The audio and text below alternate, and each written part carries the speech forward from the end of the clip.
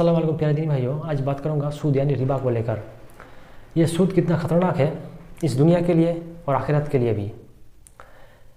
चाहे वो किसी तरह का सूद हो, बैंकिंग का सूद या किसी भी तरह का सूद हो, सूद तो सूद ही होता है। अल्लाह के रसूल ने फरमाया, जो लोग सूद देते हैं, जो लोग सूद लेते हैं, जो लोग सूद खाते हैं, जो लोग सूद खिलाते हैं, जो लोग उस सूद का स्टेटमेंट देता है यानी गवाह देता है, जो लोग उस सूद को लिखता है, सारे के सारे गुनहगार हैं। इन आदमियों को नबी करीम सल्लल्लाहु अलैहि वसल्लम ने लानत किया। इसलिए हम लोगों को सूद से हमेशा दूर रहना चाहिए, सूदी लेन देन से, सूदी कारोबार से। अल्लाह के रसूल ने फरमाया, सूद जो होता है, सूद खाने वाले की जो गुनाह होता है, उस गुनाह को 70 कैटेगरी में डिवाइडेड किया, 70 भागों में भाग गया।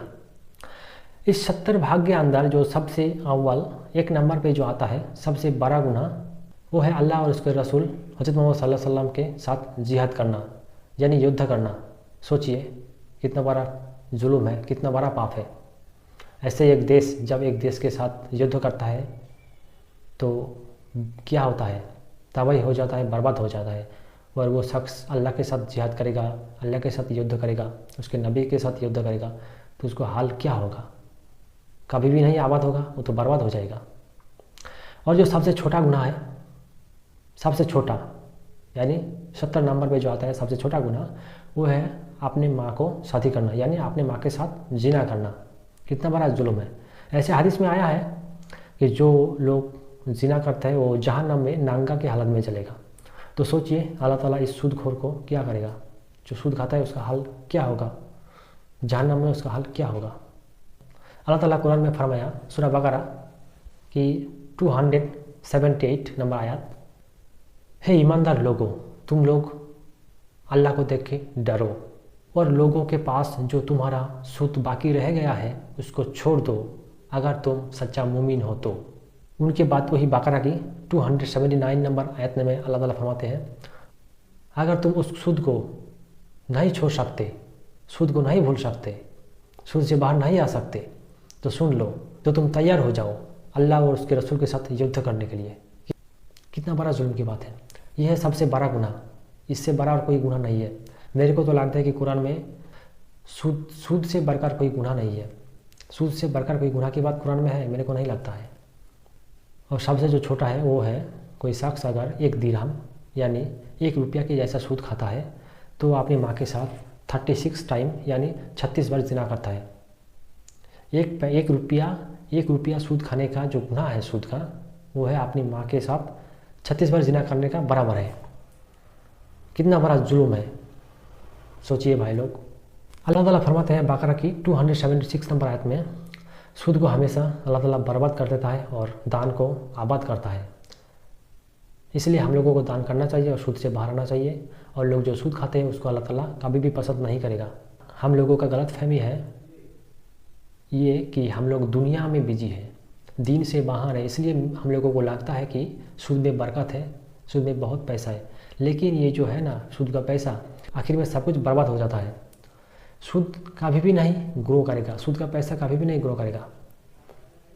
जहाँ पर अल्लाह ने डायरेक्ट स्टेटमेंट देता है कि सूद का पैसा कभी भी नहीं बढ़ेगा कुरान में, तो वो इंसान के द्वारा कैसे संभव है? इलॉजिकल है, कभी भी नहीं होगा। इसलिए भाइयों, हम लोगों को समझना चाहिए, हम लोगों को इल्म हासिल करना चाहिए, हम लोगों को कुरान को पढ़ना चाहिए। अल्लाह ताला कुरान में क्या फरमाया। और एक वाक़या हदीस में आता है, नबी करीम सल्लल्लाहु अलैहि वसल्लम जब मेराज में जा रहे थे, मेराज की सफ़र में जाते थे, वो कुछ लोगों को देख पाए और उस लोगों का पेट बहुत बड़ा था, बहुत बड़ा। और उस पेट के अंदर जो सांप था और बाहर से क्लियर देख रहे थे नबी करीम सल्लल्लाहु अलैहि वसल्लम। तो उन्होंने जिब्राइल को पूछा, हे जिब्राइल, ये सब लोग कौन है जो इनका पेट इतना बड़ा है और इसके पेट के अंदर सांप? और तो जिब्राइल अलैहिस्सलाम ने फरमाया, ये लोग वो है जो दुनिया में सूद खाते थे, सूदखोर लोग। कितना बड़ा दर्दनाक अजाब।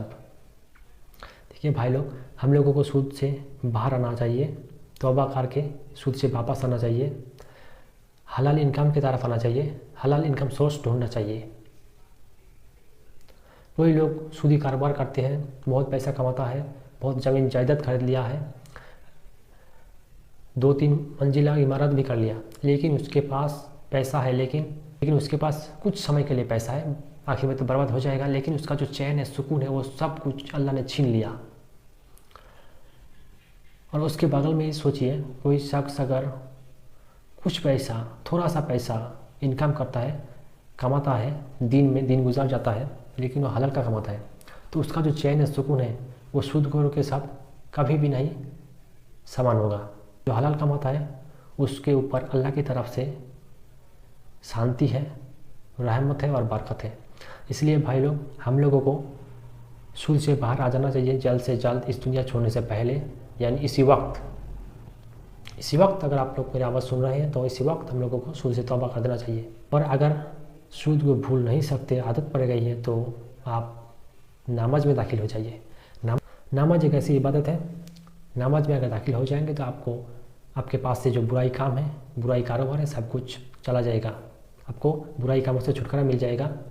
जो सूद खाता है उसको प्यार से समझाइए कि भाई सूद को छोड़ देना चाहिए।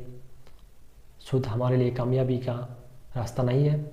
हम लोगों की ज़िंदगी सिर्फ इस दुनिया में ख़त्म नहीं है, हम लोगों का ज़िंदगी तो बहुत बाकी है मौत के बाद। सिर्फ हम लोगों को सोचना चाहिए आखिरत के बारे में, आखिरत में कैसे बुलंद होंगे उसके बारे में। अस्सलाम वालेकुम।